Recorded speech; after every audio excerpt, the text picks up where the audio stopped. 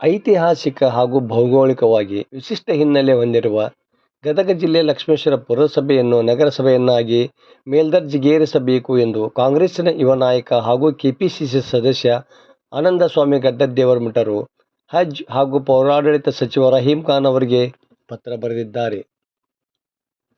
ಲಕ್ಷ್ಮೇಶ್ವರ ನಗರ ಈಚಿನ ವರ್ಷಗಳಲ್ಲಿ ಗಣನೀಯ ಪ್ರಮಾಣದಲ್ಲಿ ವೇಗವಾಗಿ ಬೆಳೆಯುತ್ತಿದೆ. ಅದರ ಜೊತೆಗೆ ಜನಸಂಖ್ಯೆ ಕೂಡ ಹೆಚ್ಚಾಗಿದೆ. ಹಾಗೆಯೇ ಸುತ್ತಮುತ್ತಲಿನ 10 ಗ್ರಾಮಗಳಿಗೆ ವ್ಯಾಪಾರ ವಹಿವಾಟುಗಳಿಗೆ ಕೇಂದ್ರ ಸ್ಥಾನವೂ ಆಗಿದೆ. ಕಾರಣ ಲಕ್ಷ್ಮೇಶ್ವರ ಪುರಸಭೆಯನ್ನು ನಗರಸಭೆಯನ್ನಾಗಿ ಮೇಲ್ದರ್ಜೆಗೇರಿಸಿ ನಗರದ ಸಮಗ್ರ ಅಭಿವೃದ್ಧಿಗೆ ಅನುಕೂಲ ಮಾಡಿಕೊಡಬೇಕೆಂದು ಅವರು ಮನವಿ ಪತ್ರದಲ್ಲಿ ತಿಳಿಸಿದ್ದಾರೆ. ವರದಿ ನಾಗರಾಜ್ ಹಣಿಗೆ, ಪ್ರಜಾಧ್ವನಿ, ಲಕ್ಷ್ಮೇಶ್ವರ.